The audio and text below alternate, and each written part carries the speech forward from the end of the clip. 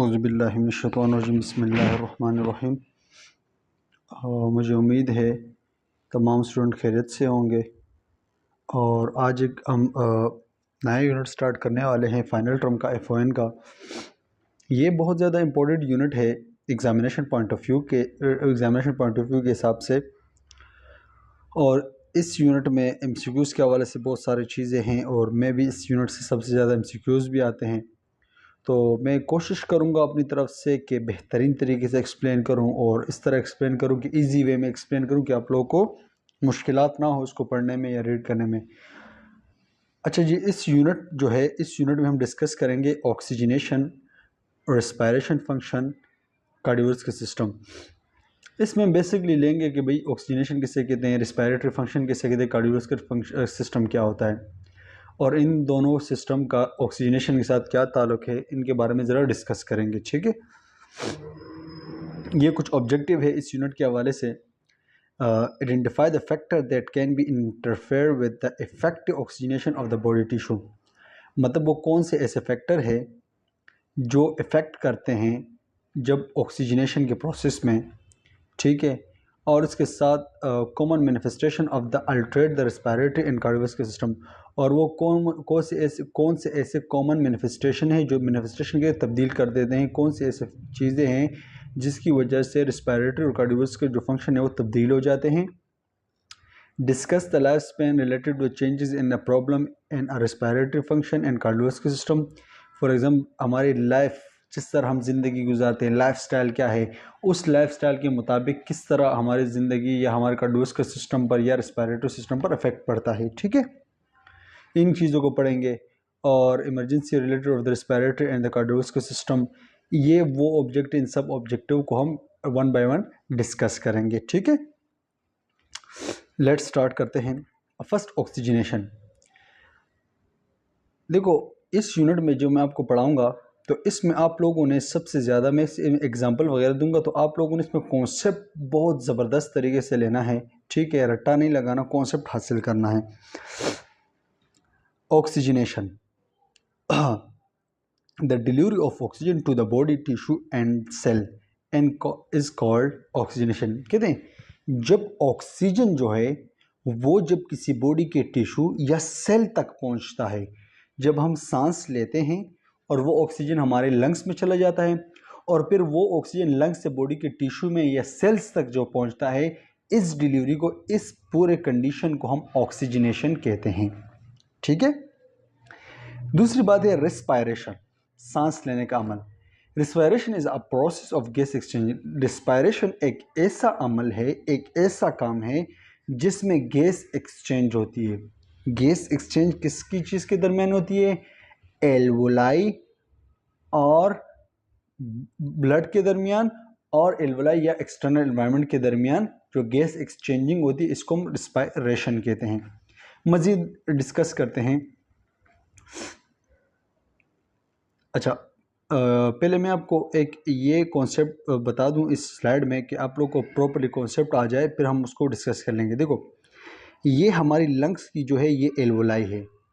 Lungs के इस तरह बहुत सारी एल्वोलाई मौजूद होती है और इस एल्वोलाई के अंदर छोटी छोटी एल्वोलाई तेलियाँ होती है, एल्वोलाई सिक कहते हैं उसे। ठीक है, बेसिकली ये गैस की जो एक्सचेंजिंग होती है इस एल्वोलाई के अंदर होती है। अभी कैसे होती है ये जहन में रखना। देखो, ये इस एल्वोलाई से ये कुछ कैपिलरीज होती है, ये जो होती है आर्टरीज होती है या आर्टरी वेन कहते हैं। सिंपल जहन में रखना। जब हम सांस लेते हैं क्या करते हैं? जब हम सांस लेते हैं, एयर हमने इंस्पायर किया, पहले एक जहन में रखना, हमारे पूरी बॉडी से जो डीऑक्सीजनेटेड ब्लड है, हमारे पूरी की पूरी बॉडी से जो डीऑक्सीजनेटेड ब्लड है वो हमारे राइट आर्टरियम पे आ जाता है, हार्ट के राइट आर्टरियम से। फिर राइट आर्टरियम से पल्मोनरी आर्टरी के ज़रिए वो ऊपर लंग्स में जाता है। ये पल्मोनरी आर्टरी है, ये हार्ट से ब्लड आ रहा है पल्मोनरी आर्टरी में। जो हार्ट से ब्लड पल्मोनरी आर्टरी की तरफ आ रहा है, इसके अंदर डीऑक्सीजनेटेड ब्लड बहुत ज़्यादा है, इसके अंदर ऑक्सीजन कम है और डीऑक्सीजनेटेड ब्लड ज़्यादा है। ठीक है, ये डीऑक्सीजनेटेड ब्लड आ रहा है। अभी आगे सुने, जब हम बाहर एनवायरनमेंट से एयर इनहेल करते हैं, उसके अंदर एयर में बहुत ज़्यादा ऑक्सीजन होता है, जो ऑक्सीजन वो ट्रकिया के ज़रिए हमारे लंग्स में आ गए एल्वोलाई में। तो इस एल्वोलाई के अंदर क्या होता है, ऑक्सीजन की तादाद बहुत ज़्यादा होती है। क्या होती है, इस एल्वोलाई के अंदर ऑक्सीजन की तादाद ज़्यादा होती है और कार्बन डाइऑक्साइड की तादाद कम होती है।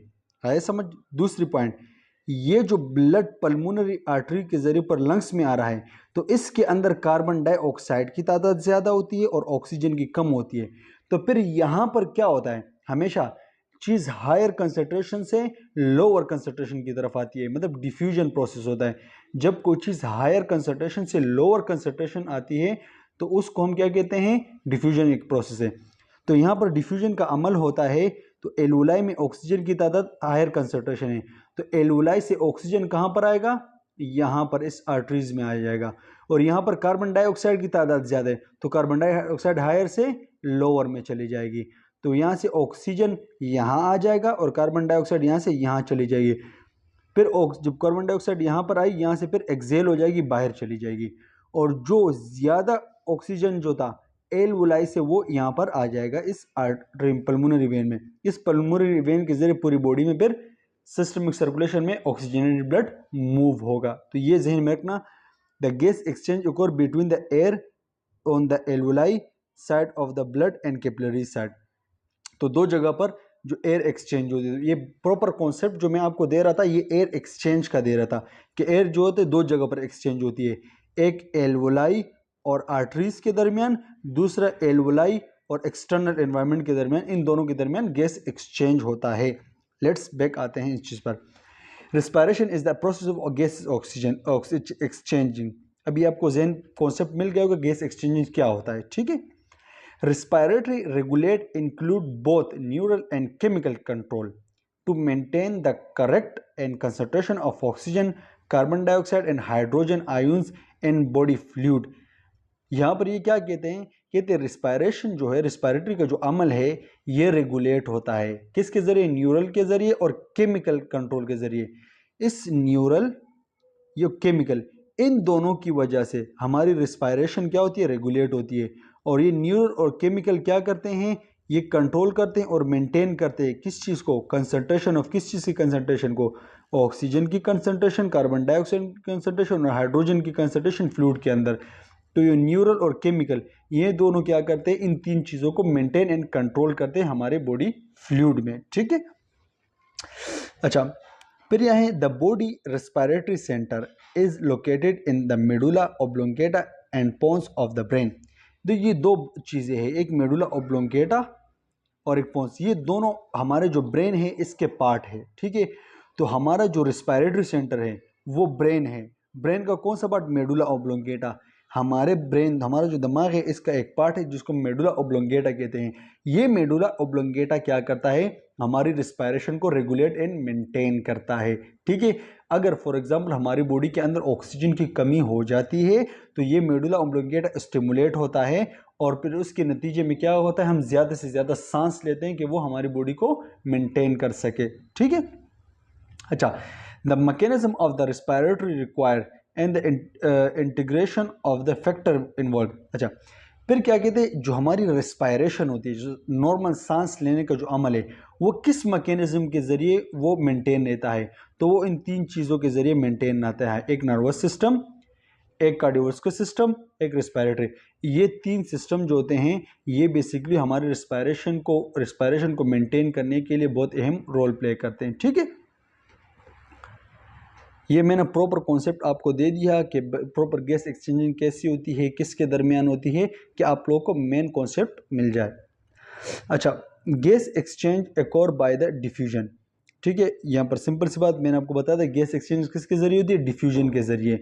डिफ्यूजन क्या है, जब कोई गैस हायर कंसंट्रेशन से लोअर कंसंट्रेशन की तरफ मूव होती है, इसको डिफ्यूजन कहते हैं। एक एग्जांपल मैं आपको डिफ्यूजन की दे दूं। फॉर एग्जांपल, हम यहाँ पर कोई बॉडी स्प्रे वगैरह लगाते हैं, जहाँ पर हम खड़े हैं वहाँ पर जब हम अपनी बॉडी पे बॉडी स्प्रे लगाते हैं तो उसकी स्मेल बहुत ज़्यादा होती है। फिर वो आगे फिर ये हायर कंसंट्रेशन लोअर कंसंट्रेशन की तरफ मतलब पेल जाती है, तो डिफ्यूजन इससे कहते हैं। ये जो हायर कंसंट्रेशन से खुशबू वगैरह पेलती है या गैस पेलता है, तो इस प्रोसेस को डिफ्यूजन कहते हैं, ठीक है। फिर यहाँ ये कहा है कि gas exchange occur by diffusion as molecule as gas molecule move from the area of higher concentration to area of lower concentration. ये कॉन्सेप्ट आप लोगों का क्लियर हो गया। At the respiratory membrane oxygen move from alveoli into the blood and well carbon dioxide move from the blood into the alveoli. इस point को मैं आपको यहाँ पर बता रहा हूँ, ये कह रहे हैं कि यहाँ पर से एल्वोलाई से ऑक्सीजन कहाँ चला जाएगा, ब्लड में, और ब्लड से कार्बन डाइऑक्साइड मूव होकर एल्वोलाई में चला जाएगा। सेकंड पॉइंट में ये कह रहा है, ठीक है। ये प्रॉपरली मैंने आपको पहले समझा भी दिया है, यहाँ पर आप लोगों को दोबारा से इजी होगा। Most oxygen 97% is carry to the tissue loosely combined with the haemoglobin in red blood cell. अच्छा, हमारे रेड ब्लड सेल जो होते हैं ये ब्लड के एक सेल होते हैं। इस रेड ब्लड सेल के अंदर हीमोग्लोबिन होता है और ये ऑक्सीजन क्या करता है, इस हीमोग्लोबिन के साथ बाइंड होता है और पूरी हमारी बॉडी के अंदर सर्कुलेट होता है, ठीक है। तो 97% ऑक्सीजन जो है वो हीमोग्लोबिन के साथ बाइंड होती है। हीमोग्लोबिन क्या है, ये रेड ब्लड सेल के अंदर पाया जाता है, इसके साथ बाइंड होकर पूरी बॉडी में मूव होता है। एनीमिया किसे कहते हैं, एनीमिया मतलब खून की कमी को कहते हैं। अभी कौन से खून की कमी को कहते हैं उसको डिस्कस करते हैं। Which is too few red blood cell और low haemoglobin level impair oxygen transportation. ये इम्पेयर ऑक्सीजन ट्रांसपोर्टेशन ये एक अलग बात है। अगर हमारा जो ब्लड है पूरा होल ब्लड है, क्योंकि हमारे ब्लड के अंदर रेड ब्लड सेल भी है, वाइट ब्लड सेल भी है, प्लेटलेट, बहुत सारी चीज़ें। अगर हमारे ब्लड के अंदर रेड ब्लड सेल की और हेमोग्लोबिन की तादाद कम हो जाए, रेड ब्लड सेल की तादाद अगर कम हो जाए तो इस कंडीशन को हम एनीमिया कहेंगे। अगर एक शख्स की रेड ब्लड सेल की तादाद कम है तो उस क्या होगा, तो उसके पूरे प्रॉपरली उसकी बॉडी में ऑक्सीजन ट्रांसपोर्ट नहीं होगा। क्यों प्रॉपरली ट्रांसपोर्ट नहीं होगा, इसलिए ट्रांसपोर्ट नहीं होगा क्योंकि आरबीसी रेड ब्लड सेल जो है ये ऑक्सीजन को कैरी करते हैं और पूरी बॉडी में लेकर जाते हैं। जब रेड ब्लड सेल ही कम होंगे तो ऑक्सीजन प्रॉपरली डिस्ट्रीब्यूट नहीं होगा। अच्छा, respiratory rates normally are highest in a neonate and infant, gradually slow in adult. कहते हैं रेस्पिरेटर जो सांस लेने का जो रेट है, जैसे नॉर्मल रेट होता है वो बच्चों में, न्यूनेट जो बच्चे पैदा होते हैं उनमें, और इन्फेंट जो 1 साल तक होते हैं उनमें, इनमें ज़्यादा होता है और बड़े लोगों में कम होता है, ठीक है। अच्छा, रिस्पायर हो गया, हाँ यहाँ respiration is a process of gas exchange between the individual and environment and individual for a community। फिर ये क्या कह रहे हैं कि respiration एक ऐसा प्रोसेस है जहां पर गैस एक्सचेंज होती है, किसके दौरान, एक इंडिविजुअल और एनवायरनमेंट के दौरान, एंड इन्वॉल्व 4 कंपोनेंट। सिंपल सी बात ये कि रेस्पिरेशन एक ऐसा अमल है जिसमें गैस एक्सचेंजिंग होती है एक इंसान और एनवायरनमेंट के दरमियान, मतलब एल्वोलाई और बार एक्सटर्नल एनवायरनमेंट के दरमियान। ये हुई सेम एक एक चीज को बार बार डिफाइन किया गया है रेस्पिरेशन को, ठीक है। फिर यहाँ पर इन लोगों ने बताया कि रेस्पिरेशन जो है 4 तरीकों से होती है। रेस्पिरेशन 4 तरीकों से 4 गैस एक्सचेंज होती है। नंबर 1 वेंटिलेशन या ब्रीथिंग। ब्रीथिंग वेंटिलेशन एक ही बात है, इसको सांस लेने और निकालने का जो अमल है। फॉर एग्जांपल, मैंने एक दफ़ा सांस लिया और निकाला, मतलब मैंने ऑक्सीजन को इन किया और कार्बन डाइऑक्साइड को 1 टाइम निकाला, तो इसको हम क्या कहते हैं, ब्रीथिंग।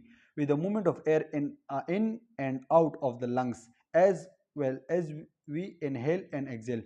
या अगर हम एयर को इनहेल करते हैं और एक्सहेल करते हैं, इस एक प्रोसेस को हम ब्रीथिंग कहते हैं, ठीक है।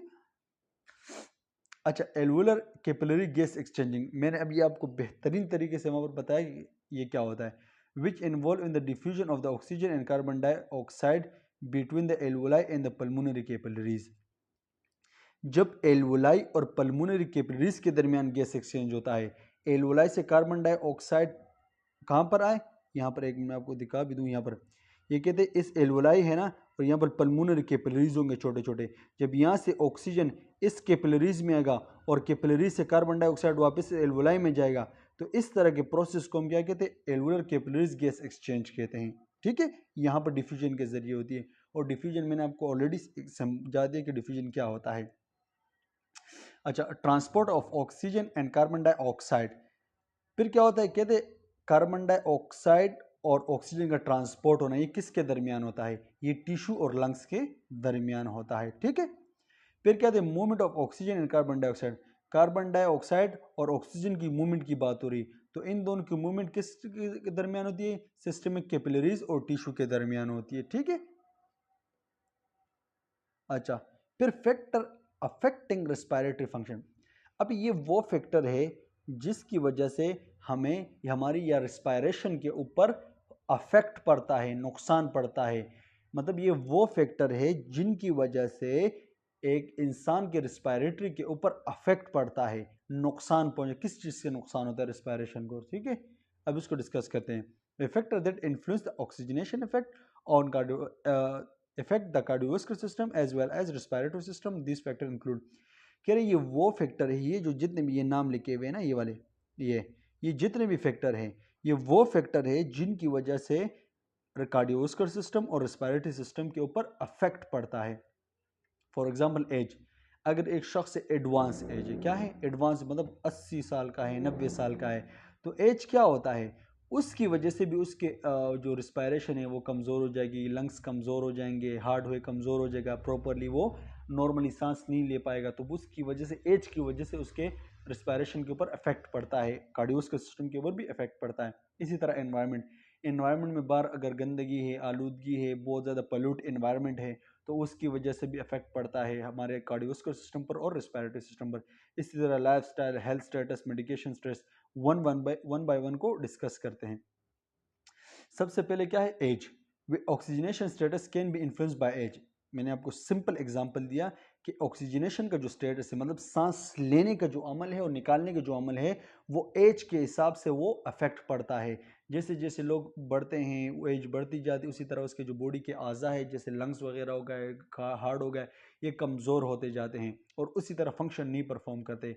जब वो प्रॉपर फंक्शन नहीं परफॉर्म करते हैं तो उसकी ऑक्सीजनेशन के ऊपर इफेक्ट पड़ता है, ठीक है।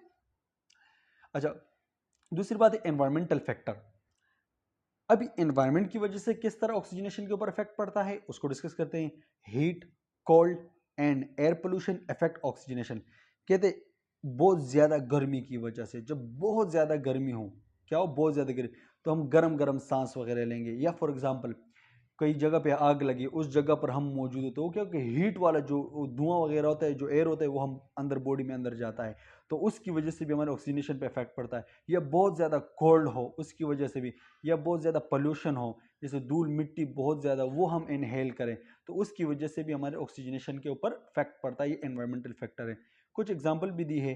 वे client who are expose to dust, animal dander और toxic chemical in the home और work place are it increase the risk alternation of the oxygenation. कहते हैं वो शख्स, अगर कोई शख्स डस्ट से एक्सपोज हो जाए या कोई टॉक्सिक केमिकल से एक्सपोज हो जाए, तो ये अपने घर में या बाहर जहाँ पर वो काम करता है, कहीं पे भी वो एक्सपोज हो जाता है डस्ट से या केमिकल टॉक्सिक से, तो उसकी वजह से जो उसकी नॉर्मल ऑक्सीजनेशन होती है वो अल्टरनेशन हो जाती है। अल्टरनेशन के तब्दील, उससे क्या हो जाती है, वो तब्दील हो जाती है, तो उसकी ऑक्सीजनेशन के ऊपर इफेक्ट करता है।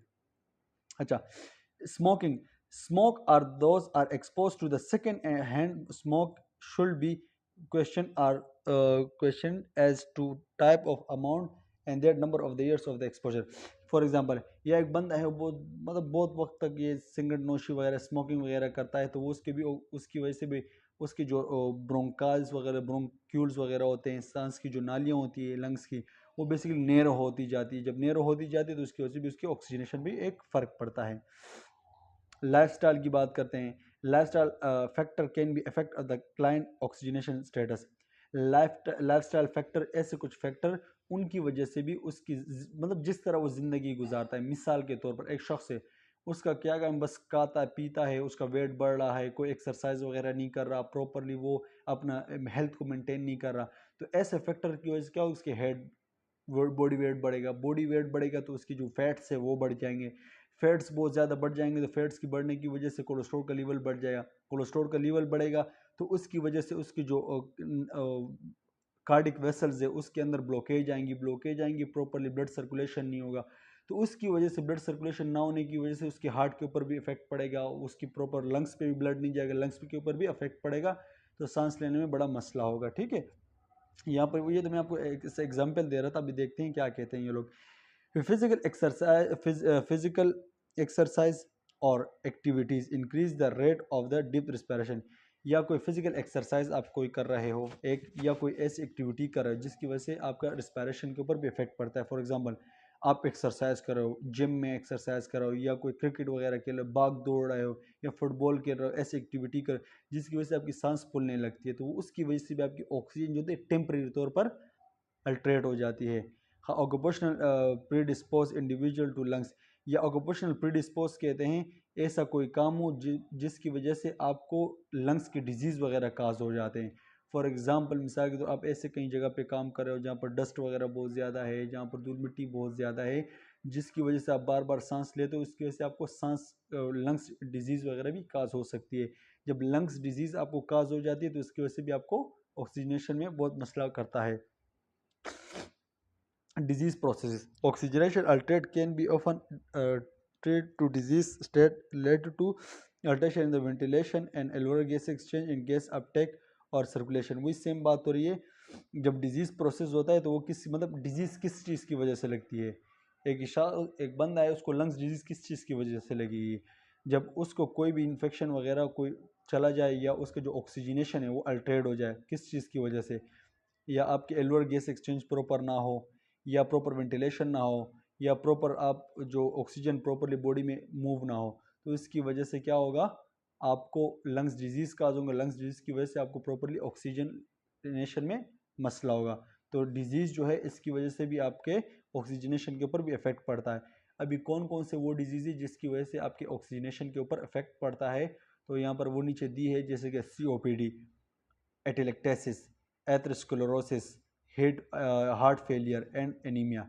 अभी COPD में अगर आपको एग्जांपल बताऊं, COPD कहते कैसे हैं, COPD का फुल फॉर्म है क्रोनिक ऑब्स्ट्रक्टिव पल्मोनरी डिजीज़।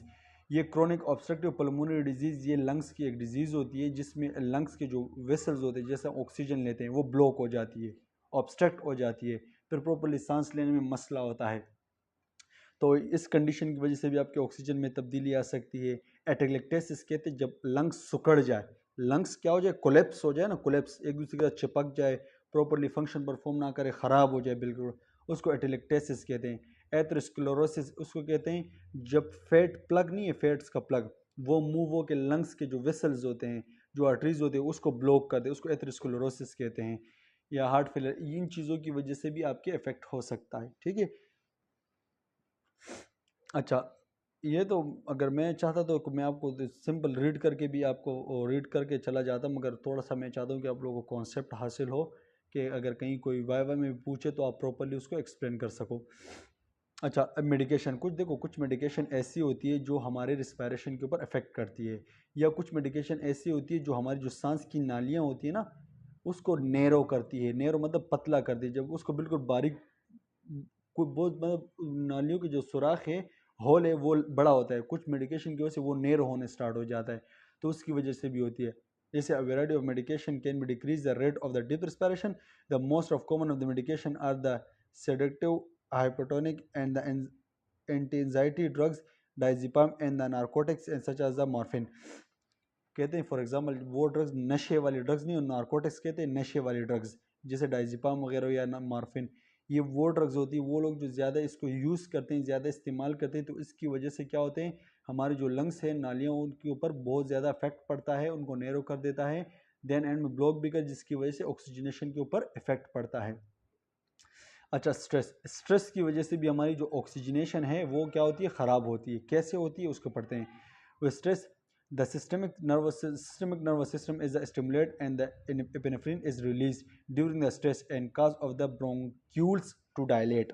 ठीक है, फिर बात ध्यान में रखना, ये यहाँ पर कह रहे, फॉर एग्जाम्पल एक शख्स है, वो स्ट्रेस में चला जाता है, कोई से भी स्ट्रेस हो, तो उस स्ट्रेस की वजह से हमारी बॉडी के अंदर जो नर्वस सिस्टमिक नर्वस सिस्टम है, जब एक शख्स स्ट्रेस में चला जाता है तो हमारी बॉडी के अंदर सिस्टमिक नर्वस सिस्टम है, वो सिस्टमिक नर्वस सिस्टम क्या हो जाता है, स्टिमुलेट हो जाता है। कब, जब कोई स्ट्रेस में चला जाता है, जब ये स्टिमुलेट हो जाता है तो ये क्या करता है, इसके नतीजे में किडनी से क्या हो जाते हैं, एपिनेफ्रिन हार्मोन रिलीज होते हैं किडनी से, और ये एपिनेफ्रिन हार्मोन जब किडनी से रिलीज हो जाते हैं तो ये क्या करते हैं, हमारे जो लंग्स के ब्रोंक्यूल्स, जैसे ब्रोंकाई होते हैं, उस ब्रोंकाई आगे जैसे जैसे फर्दर बढ़ते हैं उसको ब्रोंक्यूल्स कहते हैं। लंग्स के अंदर ब्रोंकाई होते हैं ना, ब्रोंकाई पर जैसे आगे बढ़ते हैं तो उसको ब्रोंक्यूल्स में कन्वर्ट होते हैं, तो हमारे ये ब्रोंक्यूल्स को डायलेट करता है एपिनेफ्रिन। तो ज़्यादा आप लोगों ने स्ट्रेस नहीं लेना, ठीक है। अच्छा, रिस्पायरेटरी एंड कार्डियोवास्कुलर अल्टरनेशन, ये कुछ एक टर्मिनोलॉजी है, हाइपोक्सिया, ठीक है। ये कहते हैं रिस्पायरेशन एंड कार्डियोवास्कुलर अल्टरनेशन की बात हो रही है। हाइपोक्सिया एक टर्मिनोलॉजी है। हाइपोक्सिया यहाँ पर ये बताया कि hypoxia insufficient oxygen anywhere in the body tissue, हमारी बॉडी है, इसके किसी भी टिश्यू में कहीं पे भी, ब्लड की मैं बात नहीं कर रहा, हमारी बॉडी के अंदर किसी भी टिश्यू के अंदर अगर ऑक्सीजन का लेवल कम हो जाए नॉर्मल से, इसको हम हाइपोक्सिया कहते हैं। हमारी बॉडी में कहीं पे भी ऑक्सीजन का लेवल कम हो जाए उसको हम हाइपोक्सिया कहते हैं, ठीक है। वेट इज अ कैंडिडेट कंडीशन और state of in which a supply of oxygen is the insufficient for a normal life. For example, अक्सर आप लोगों ने देखा भी होगा, मोस्टली स्टूडेंट ने, एक बच्चा होता है जैसे वो बोर्न होता है, जैसे पैदा होता है, तो बाज़ औक़ात उसकी जो लिप्स वगैरह हैं या क्या कहते हैं पैर वगैरह है, पाल्म वगैरह हैं, तो ये ब्लूश हो जाते हैं। वो ब्लूश क्यों होते हैं? क्योंकि उनके प्रॉपरली उनके वहाँ पर उनको ऑक्सीजन नहीं मिल रहा, तो उसकी ऑक्सीजन ना मिलने की वजह से वो जो कंडीशन होती है उसको हम हाइपोक्सिया कहते हैं, ठीक है।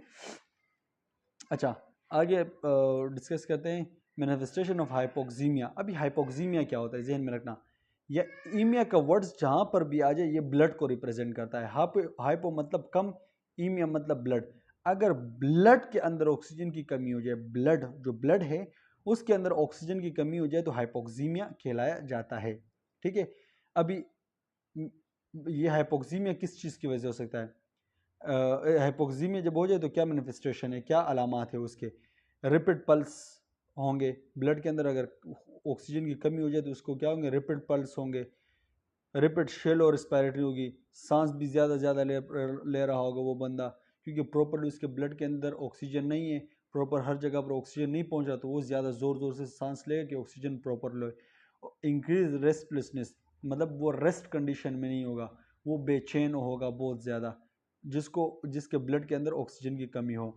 फ्लेरिंगनेरिस, फ्लेरिंगनेरिस मतलब उसके जब वो सांस लेगा तो उसके जो नाक के नथने होते हैं, नोस्ट्रल्स, ये पुलते होंगे। जैसे वो सांस लेगा तो जैसे आप नॉर्मल जो बंदा सांस लेते हैं वो उनके इतने पुलते नहीं है, मगर जिसको रिस्पायरेटरी का मसला हो तो उसके क्या होंगे, या जिसके ब्लड के अंदर ऑक्सीजन की कमी हुई वो ज़ोर से सांस लेगा तो अपनी जो नोस्ट्रल्स होते हैं वो प्रॉपरली ओपन करेगा।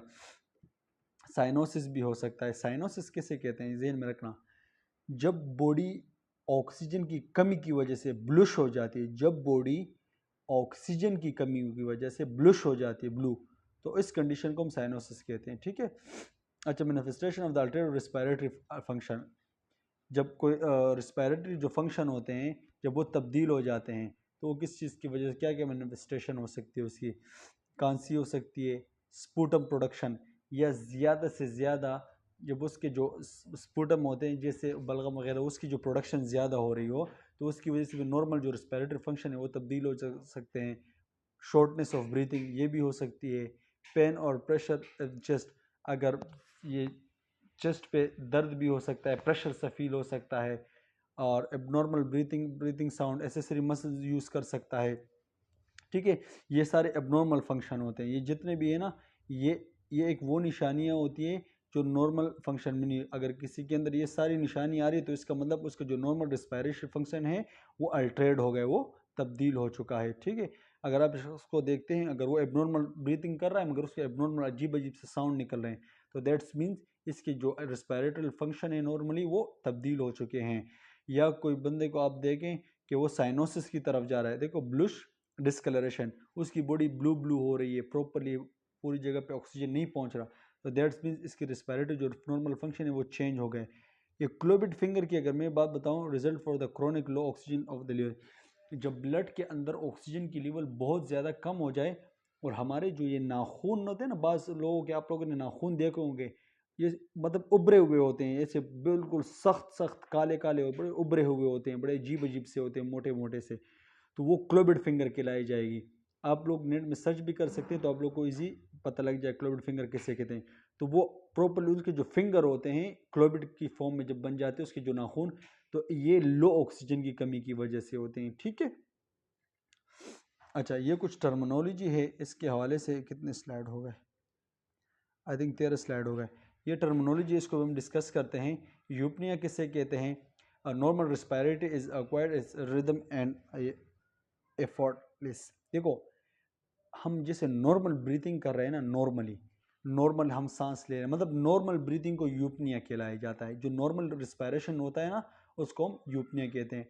टेकिपनिया किसे कहते हैं? रिपीट, जब रिस्पायरेशन ज़्यादा होती है। अगर मैं मिसाल के तौर पर सिंपल एग्जांपल बताऊं, एक एडल्ट की बताता हूं। एक नॉर्मल एडल्ट की रिस्पायरेशन क्या होगी? 1 मिनट में 12 से लेकर 20 तक वो नॉर्मली सांस लेता है। अगर एक शख्स 12 से 20 तक नॉर्मली सांस ले रहा है तो दैट इज मीन यूपनिया। अगर वो 20 से ज़्यादा 1 मिनट में 20 से ज़्यादा सांस ले रहा है तो दैट इसको टेकिपनिया। ब्रेडिपनिया किसे कहते हैं? अगर वो 12 से भी कम सांस ले रहा है उसको हम ब्रेडिपनिया कहते हैं। एबनॉर्मल स्लो रिस्पायरेटरी, अगर वो मतलब 12 1 मिनट में 12 दफ़ा सांस ले रहा है, 11 मतलब 10 मतलब या 12 13, तो ये जो है ये ब्रेडिपनिया कहलाई जाएगी। अगर एक शख्स 1 मिनट के अंदर 20 से ज़्यादा सांस ले रहा है तो इसको टेकिपनिया कहलाया जाएगा, और कम ले रहा है 12 से तो मीन्स ब्रेडिपनिया। एपनिया किसे कहते हैं? Absence of breathing. अगर वो सांस बिल्कुल नहीं ले पा रहा तो इसको हम एपनिया कहते हैं। एक शख्स है वो हेल्थ केयर डिपार्टमेंट में आता है और वो उसको हम देखते हैं वो सांस नहीं ले पा रहा, दैट्स मीन्स एपनिया। और तपनिया किसे कहते हैं? Inability to breathe easily only with stand और sitting position. For example, simple में रखना। और तिपने किसे कहते हैं? फॉर एग्जांपल मैं अभी लेटा हूँ, ठीक है, और मैं अचानक से एकदम बैठ जाऊँ। क्या? मैं लेटा हूँ, मैं एकदम अचानक से बैठ जाऊँ सिटिंग पोजीशन में, बिल्कुल स्टैंड करूँ, और मैं उस एकदम बैठने की वजह से प्रॉपरली अपना सांस नहीं ले पा रहा, प्रॉपरली उसको मेंटेन नहीं कर पा रहा, मतलब मेरे अंदर ये एबिलिटी नहीं है कि मैं खड़ा होकर प्रॉपरली सांस लूँ या बैठ बैठ जाऊँ उसके बाद में प्रॉपरली सांस लूँ। जब एक शख्स के अंदर ये एबिलिटी नहीं होती कि वो प्रॉपरली ना खड़े होकर सांस ले पा रहा हो ना बैठ के सांस ले पा रहा हो, तो उसको हम क्या कहते हैं? ऑर्थोपनिया कहलाया जाता है। ठीक है। अच्छा, डिसिप्निया या शॉर्टनेस ऑफ ब्रीथिंग, जब सांस लेने के अमल में डिफिकल्टी महसूस हो, तकलीफ महसूस हो, प्रॉपरली सांस नहीं ले पा रहे हो, तो दैट मीन्स डिसिप्निया या शॉर्टनेस ऑफ ब्रीथिंग, एसओबीज भी कहते हैं। ठीक है। अच्छा, एक्सर्शनल डिसिप्लिन, एक्सर्शनल कहते हैं काम को, जब एक शख्स बहुत ज़्यादा सख्त काम करता है और उस काम की वजह से, उस बहुत ज़्यादा मेहनत काम की वजह से उसको सांस लेने में मसला हो रहा हो, वो मतलब वो एक्टिविटी कर रहा है, उस एक्टिविटी के दौरान उसको सांस लेने में मसला हो रहा हो, तो इसको हम एक्सर्शनल डिसिप्लिन कहते हैं। ठीक है। मतलब अगर एक शख्स है वो ज़मीन खोद रहा है, खुदाई कर रहा है, उस खुदाई के दौरान उसको बार बार सांस का प्रॉब्लम हो रहा है, तो उसको हम क्या कहते हैं? Exertional discipline. ठीक है। हाँ, अगर वो उसने खुदाई की और फिर बैठ गया, जब वो बैठ गया रेस्ट कर रहा है तो उसको कोई तकलीफ नहीं, उसको हम एग्जर्शनल डिसिप्लिन नहीं कहेंगे। हाँ, अगर एक्टिविटी के दौरान उसको डिफिकल्टी महसूस हो रही है ब्रीथिंग में तो इसको हम एग्जर्शनल डिसिप्लिन कहते हैं। ठीक है। आप इस टर्मिनोलॉजी को 1 बाय 1 पढ़ेंगे तो आप लोग को इंशाल्लाह इजी हो जाएगा। फिर भी कोई प्रॉब्लम हो तो आप मुझे टेक्स्ट कर सकते हैं, मैं भी दोबारा आप लोगों को एक्सप्लेन कर दूंगा। साइनोसिस किसे कहते हैं? with bluish discoloration of the skin, nail beds and the mucous membrane due to the reduce of the hemoglobin oxygen saturation। Simple सी बात है, ऑक्सीजन की कमी की वजह से, ऑक्सीजन की कमी की वजह से अगर हमारे स्किन, नेल बेड्स, ये म्यूकस में ये ब्लू हो जाए, ब्लू डिस्कलरेशन हो जाए, इसको हम साइनोसिस कहते हैं। यहाँ पर टेंशन लेने की ज़रूरत नहीं है कि हेमोग्लोबिन ऑक्सीजन सेचुरेशन, ये थोड़ा सा कंफ्यूज क्या है, मगर ये हेमोग्लोबिन क्या होता है? ये आरबीसीज के अंदर ही मौजूद होता है, मैंने आपको पहले भी समझाया। ठीक है। अच्छा, अल्लाह अकबर, ये 4-5 स्लाइड है, इसको हम डिस्कस करते हैं। अच्छा, हाइपर वेंटिलेशन। हाइपर वेंटिलेशन की अगर हम बात करते हैं कि हाइपर वेंटिलेशन किसे कहते हैं? वे इनएडिक्वेट हाँ, यहाँ पर hyperventilation, way inadequate hypoventilation sorry, way inadequate alveolar ventilation may be cause by इधर स्लो एंड शेलो ब्रीथिंग और बोथ। मैंने आपको पहले बताया कि वेंटिलेशन किसे कहते हैं? ब्रीथिंग को। हाइपो वेंटिलेशन कम ब्रीथिंग को। तो ये इनएडिक्वेट एल्वोलर वेंटिलेशन, जब हमारी एल्वोलाई प्रॉपरली काम नहीं करेगी। एल्वोलाई का काम क्या है? गैस को एक्सचेंज करना।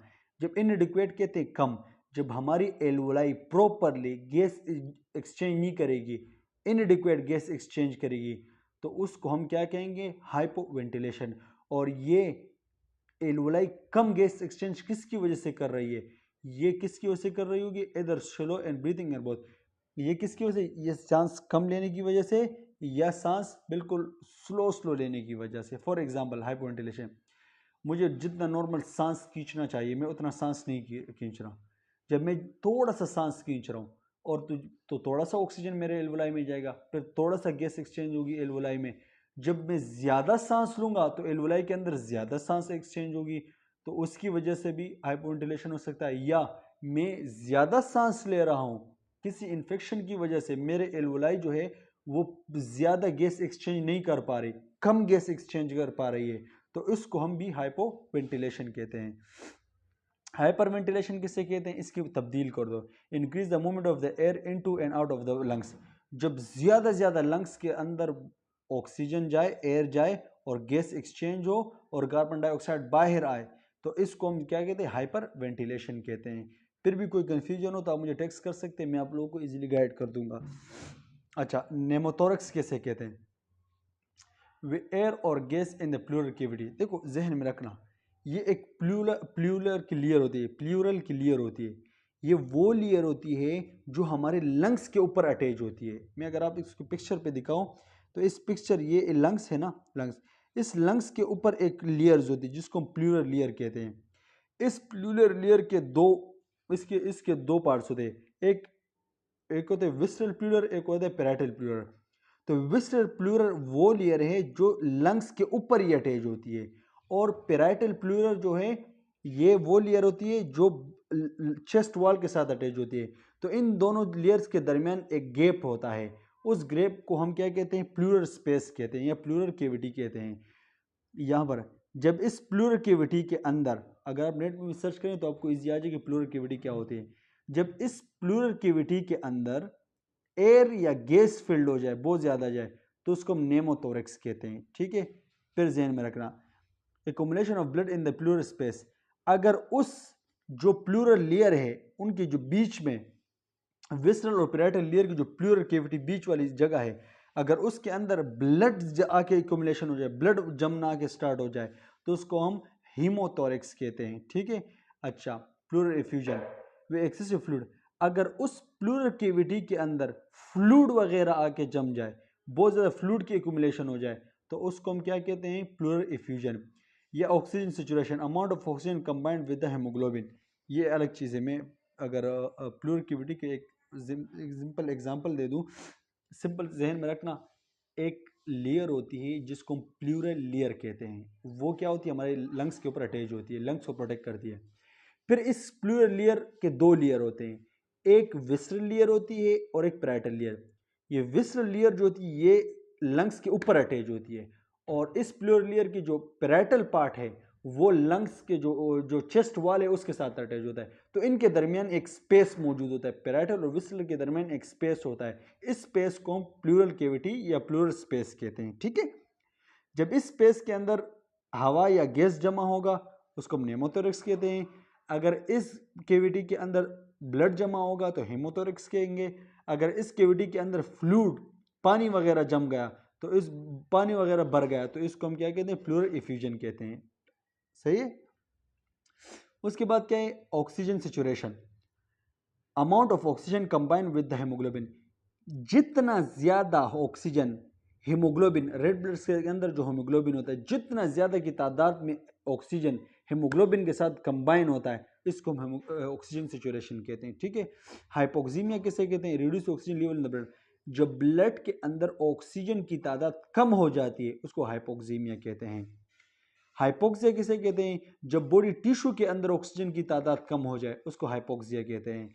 हाइपरकेप्निया किसे कहते हैं, या हाइपरकार्बिया किसे कहते हैं। हाइपरकेप्निया और हाइपरकार्बिया दोनों एक ही वर्ड से। ठीक है।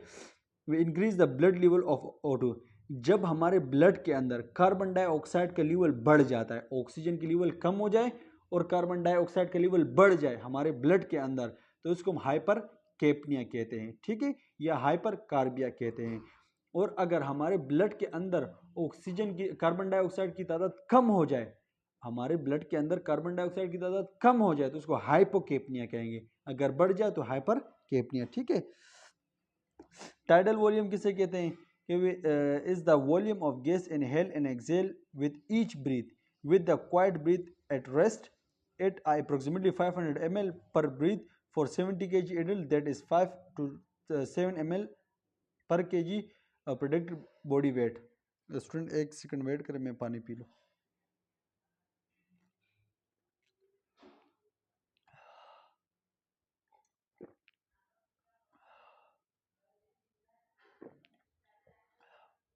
अल्हम्दुलिल्लाह. अच्छा, देखो टाइडल वॉल्यूम किसे कहते हैं? Volume of gas inhale exhale, मतलब एक सांस में हम कितना ml सांस, कितना ml एयर हमारे लंग्स के अंदर जाता है, कितना ml एयर जो होता है अंदर जाता है और बाहर निकलता है, इसको बेसिकली टाइडल वॉल्यूम कहते हैं. With the volume of gas inhale and exhale with each breath, एक जब हम सांस लेते हैं तो कितनी हवा हमारे लंग्स के अंदर जाती है और कितनी बाहर निकलती है, इसको हम टाइडल वॉल्यूम कहते हैं. फिर इसने बताया कि अगर एक 70 kg का बंदा है तो वो क्या करता है, एक सांस में 500 ml जो हवा है वो अंदर लेता है और निकालता है. ठीक है. और अगर हम पर केजी के हिसाब से कहते हैं, ये कहते हैं, फिर आगे इसने कहा कि अगर पर केजी के हिसाब से हम देखें तो 1 किलो, मतलब 1 किलो का बंदा है तो वो क्या करेगा, 5 से 7 ml जो एयर है वो एक सांस में इन होगा और बाहर आएगा. अगर फॉर एग्जाम्पल 10 kg का बंदा है तो 50 ml जो एयर है वो एक सांस में अंदर भी चला जाएगा और बाहर भी आएगा. ठीक है. ये प्रॉपर दिखाया है. नेमोथोरिक्स किसे कहते हैं, हीमोथोरिक्स किसे कहते हैं, एम्फाइमा किसे कहते हैं और प्लूरल इफ्यूजन किसे कहते हैं. ठीक है.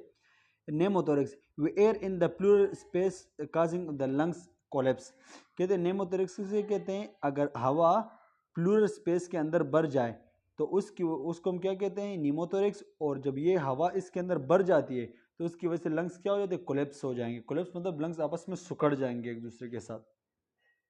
हीमोथोरिक्स किसे कहते हैं, उसी प्लूरल स्पेस में अगर ब्लड वगैरह जम जाए, ब्लड वगैरह आ जाए तो उसको हम क्या कहेंगे, हीमोथोरिक्स.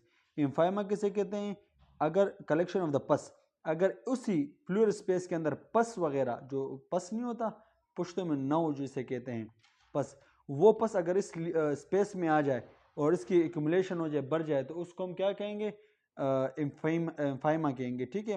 और प्लूरल इफ्यूजन मैंने आपको कहा अगर उसी स्पेस में फ्लूइड वगैरह आ जाए, बढ़ जाए, तो इम्फाइमा कहलाया जाएगा. इंशाल्लाह यहाँ तक कंप्लीट, यहाँ तक कर देते हैं. मैं तो 20 स्लाइड कवर कर रहा था मगर 15 काफ़ी हो गए और लेक्चर भी काफ़ी हो गया.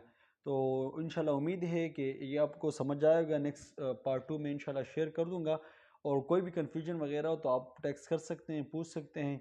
और ये आप लोग की रिस्पॉन्सिबिलिटी है कि जो मैंने एक्सप्लेन किया है आप लोग को किस तरह लगा, तो आप लोग मुझे लाजमी कमेंट्स करके बताएं. और आप लोग कमेंट्स नहीं करते हैं, कमेंट्स का मेन मकसद ये है कि मुझे आइडिया हो जाता है कि आप लोगों को कितनी अवेयरनेस मिल रही है. और बेस्ट ऑफ लक, और उम्मीद है कि ये मैंने अच्छे एग्जांपलों के साथ एक्सप्लेन किया और आप लोगों को समझ भी आ जाए. Best of luck. इंशाल्लाह पार्ट 2 पर बना के शेयर कर दूंगा. अल्लाह हाफिज़.